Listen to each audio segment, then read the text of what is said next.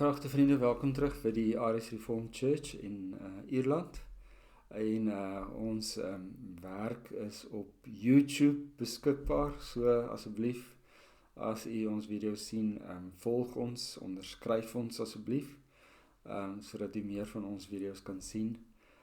Ons het elke week 'n video. Ons probeer vir u diens gee as u by die huisies en by die kerk kan uitkom nie, kan jy ten minste na 'n diens luister. Dit word voor die tyd opgeneem, maar jy kan dit dan gebruik. Ek weet, baie van jy kyk nou maar net vinnig deur Facebook, en gewoonlik as jy 'n video in YouTube raakloop, dan wil jy maar 'n kort enetjie hê. So vir ons moet jy tyd maak. So as jy na ons video's wil kyk, moet jy ten minste vir jouself daarom so 20 na 25 minute oopmaak, tyd afstaan, wat belangrik is en wat goed is, om na ons video's te luister en dan 'n paar aantekeninge te maak, die Bybel uit te haal en saam met ons te lees en saam met ons te kyk. So, hierdie is nie 'n lekker kyk video nie, dit is 'n video wat u nodig het om in u geestelike lewe te groei. Dis hoekom jy na ons luister. So baie welkom, en rustig wees en 'n koppie tee vir jouself maak om na ons te luister en moenie weggaan nie, bly hier tot op die einde. Vriende, vandag praat ons bietjie oor, en dis 'n moeilike ene, wat ek nie altyd, laat ek nie die lekker woord daarvoor kry nie. Maar ek wil amper iets gebruik soos om 'n verkoopspersoon van die evangelie te wees. En die vraag is, en die uitdaging is, of u 'n verkoopspersoon van die evangelie kan wees. Kan u die evangelie aan iemand verkoop?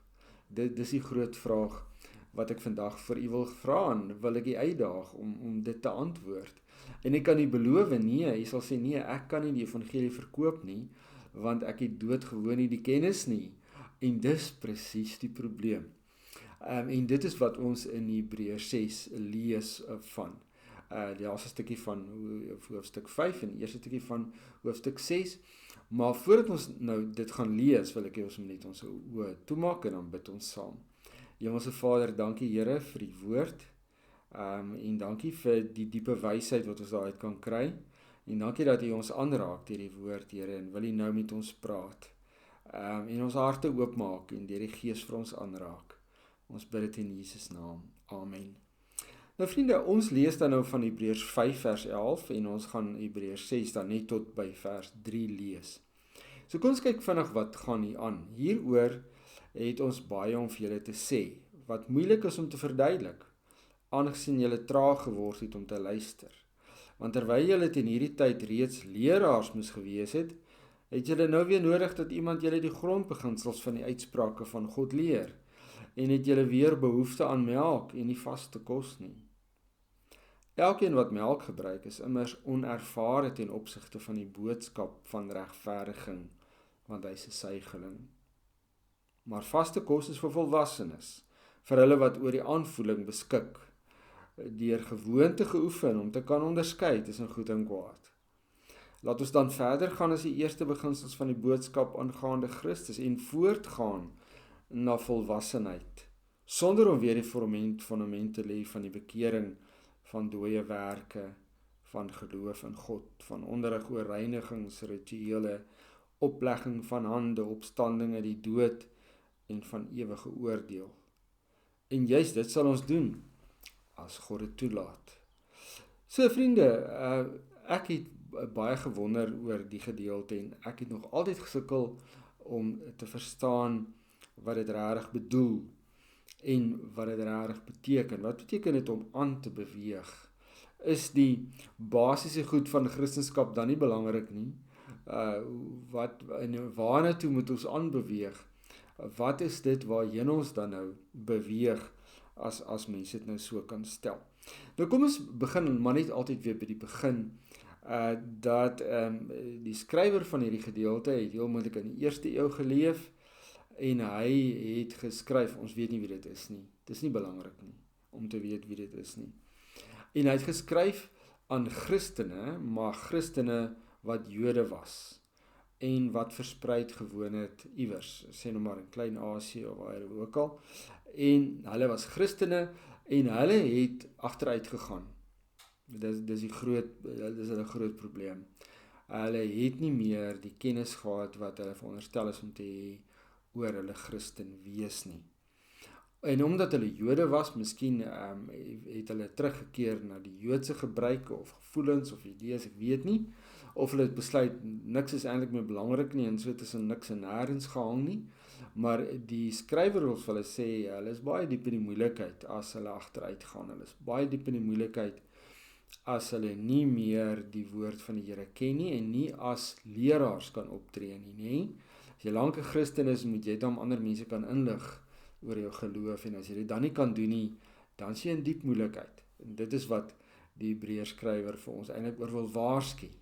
Moenie agteruit gaan oor jou kennis oor die woord van God nie. Ek en my vrou het op 'n stadium die voorreg gehad om bietjie in Istanbul te gaan vakansie hou. En terwyl ons daar is, het ons besluit op 'n dag wat ons 'n bietjie wil rondloop in Istanbul om 'n gids te kry. Is al die goed om 'n gids te hê. Want hy kan jou vat na die plekke toe, hy kan die taal praat, hy kan jou sekere goeders touwys mee maak en so aan. En die interessante ding, ons vra toe nou maar vir ons hotel by die ontvangs of hulle nie weet van 'n gids nie. En hy het toe daar iemand vir ons wat goed kan Engels praat, wat lank in Amerika gebly het. En ons kry toe nou 'n gids en ontmoet hom die oggend vroeg. En daar gaan ons nou om ons toer deur Istanbul te gaan doen met ons gids. En jy sal nie glo nie vriende, terwyl ons toe nou die hele dag besig is met ons gids, is hy besig om Islam aan ons te verkoop. So hy is eintlik heeltyd besig om ons te probeer bekeer Islam toe. Ek was baie geïrriteerd met die jong man, want ek bedoel, hy is net 'n gids, maar hy is skroom nie, hy is nie skaam nie, hy is besig om ons dan nou te probeer bekeer Islam toe. Hy sê Islam is die nuwe godsdiens, die moderne godsdiens, die tyd van Christen wees is nou verby, nou tyd vir Islam en my mond het oopgehang.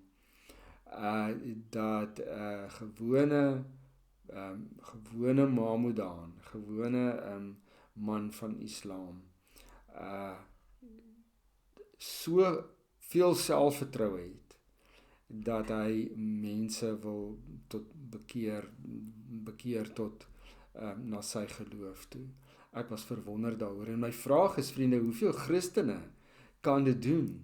Hoeveel mense wat Christus ken en Christus volg is in staat om iemand anders te vertel van sy geloof en daai persoon te probeer oorreed om deel te word van sy geloof. Ek kan nie beloof bitter min mense.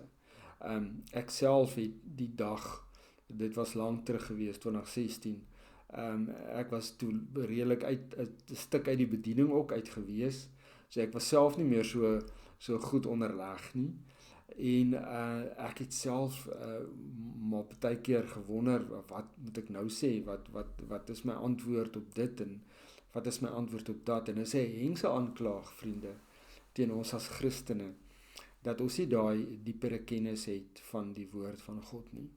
En dit is wat die skrywer van Hebreërs bitter oor bekommerd is dat die Christene wat hier in Klein-Asië bly, en baie van die Christene het dalk gebly waar ons was in Istanbul. Hulle het in daai omgewing gebly. En Istanbul is vandag nie meer Christelik nie, so miskien is dit ook maar 'n teken om te wys dat die manne wat daar Christene was, het agteruit gegaan en agteruit geboer, en op die eind van die dag het Islam oorgeneem.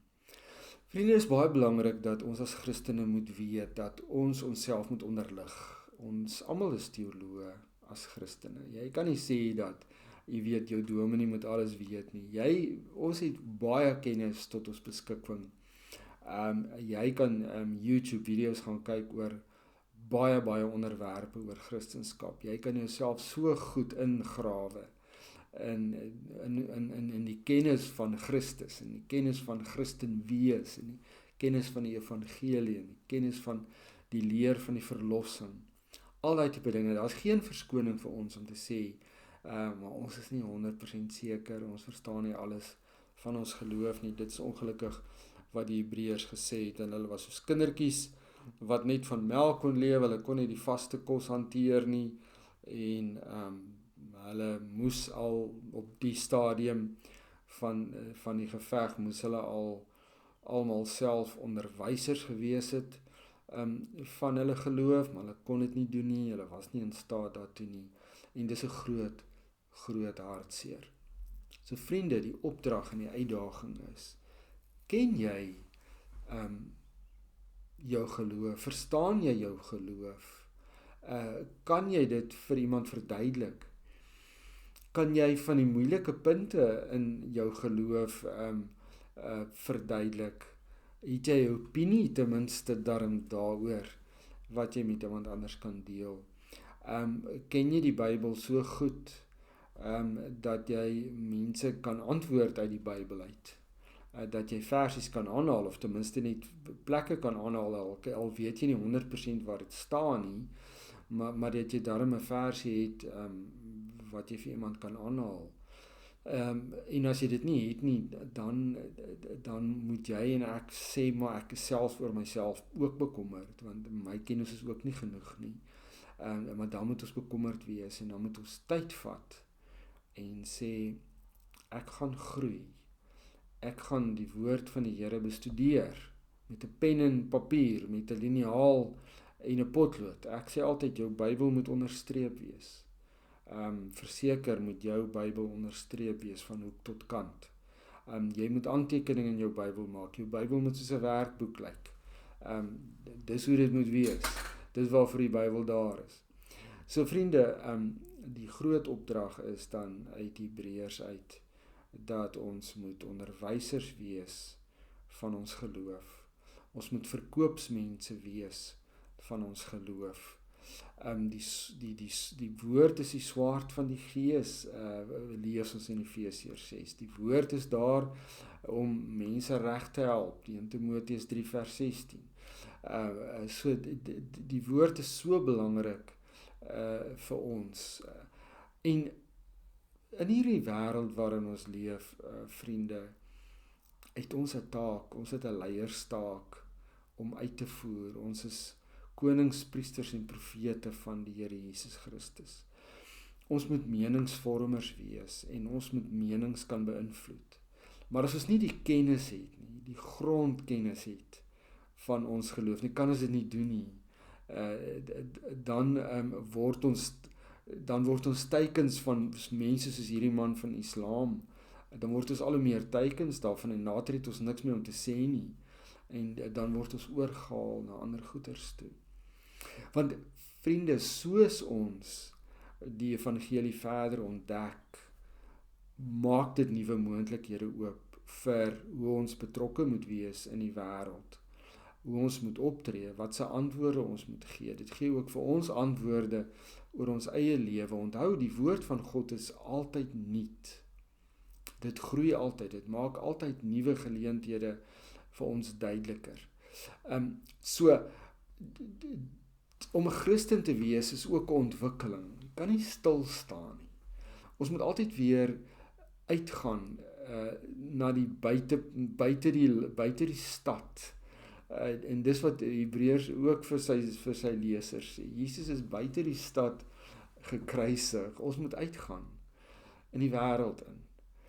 En hoe meer ons die woord van God lees, hoe meer word nuwe realiteite vir ons oopgemaak. Hoe word nuwe realiteite vir ons geskep. Vriende, want die woord van God is altyd nuut.